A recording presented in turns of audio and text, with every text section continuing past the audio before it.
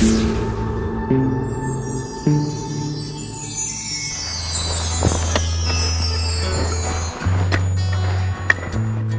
here at the Nellie Bly Chalet, and I remember 15 years ago planting this aspen and this beautiful spruce that my daughter gave me for Father's Day, and a couple of more aspens there and one over there. And of course, I'm from Texas. Coming up to 8,000 feet where I'm standing right now is a huge undertaking to dig holes. It might look easy to you, but I remember picking out and then having to take my shovel and then shovel out what I picked.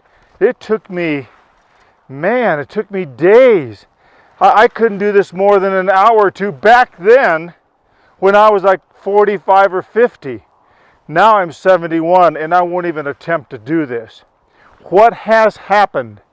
My talk is called, Are You Aging or Are You Ageless? And something's happened here last week. September 2020 is the year. Behind me you see the 3-story Nellie Bly Chalet that we've had for 20 years. Well, what happened was we put it on the market, and within 6 weeks it was sold.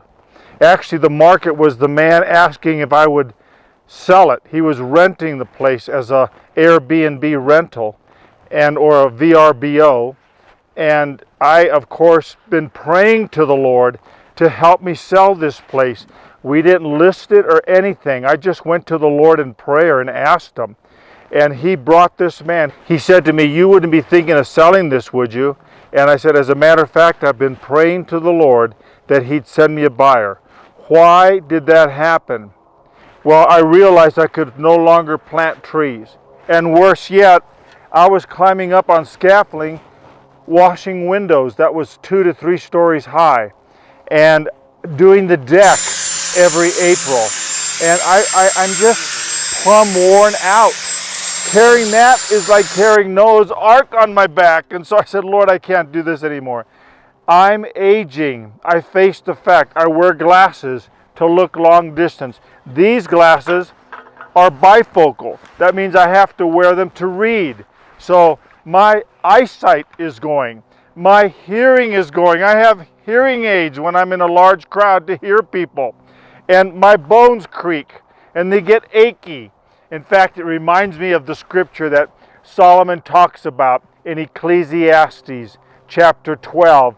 He puts it where the teeth are wearing out and the eyes and the bones, and he describes it in a very unique, poetical manner. But the bottom line is, he's just plumb saying, you know what? The life is ebbing in us. We are not ageless here on this earth. We are ageless into eternity. Here on this earth, we are aging. It's kind of embarrassing. David was fighting warriors in his lifetime. Then the time came when he couldn't fight effectively. He probably thought emotionally and pridefully he was doing well, but the soldiers came to him privately and they said, "David, we don't know how to break this news to you, but we don't want you to go to war anymore. You don't have the edge you used to have. That guy with 6 fingers, he almost killed you. Had it not been for one of our men coming up against him to help you, you'd be dead meat. So David, you are too valuable. Go back and stay home." And so David had to face the fact that he was aging. We're all aging. And people do everything to avoid aging. They do skin creams, they do surgeries, they psych themselves up, they eat all kinds of fancy food with fancy vitamins, and they're going to get an edge on life, last a little longer, be a little stronger. Those things may be well and good, but the bottom line is, face the fact, we're aging. I remember a dear friend, Greg Harris. We used to minister together, and he had a wonderful talk on the 4 seasons of life. And I'd like to tell you what they are very briefly. Season 1 is the spring.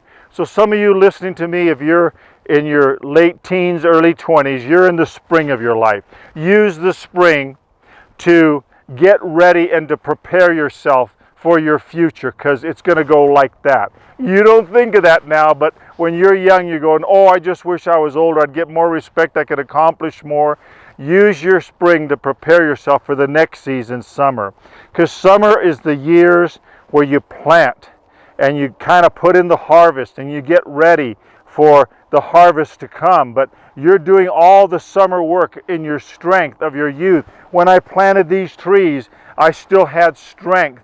I could climb up and down. I could go on the roof and do roof repairs if that needed to be done.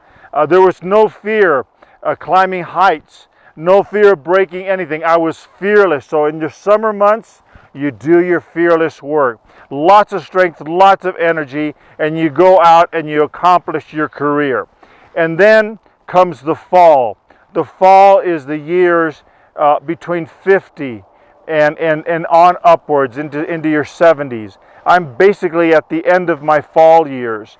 And the fall years are you sit back because of your hard summer work, and when you go into your late 50s, 60s, quote, retirement years, you have worked so hard in the summer that you get the produce, the fall. You get to eat the fruit of your labor. It's so wonderful. And so your fall years are years where you can enjoy because you worked hard in spring and you worked hard in summer, and then the fall comes.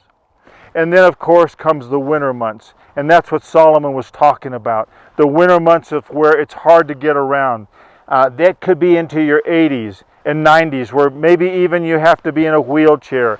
I notice people many times get out of their car with a cane and they hobble into the market, and they're hobbling around. Their bones are wearing out.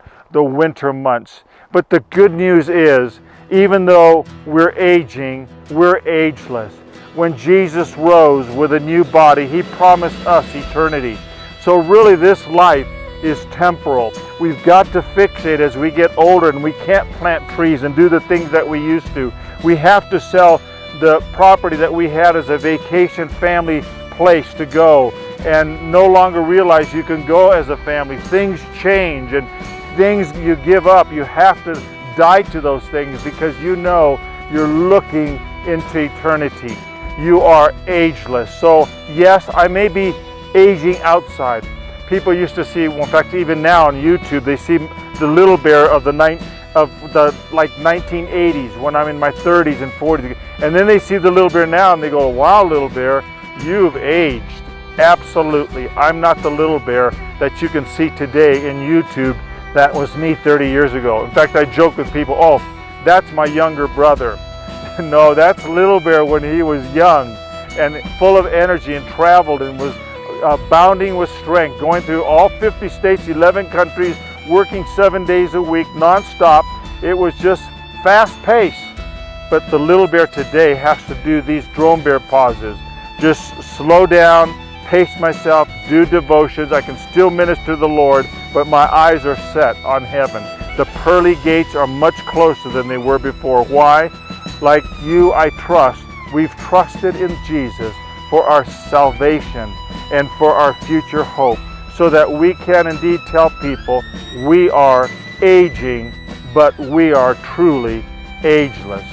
I leave you with this word to pause and ponder.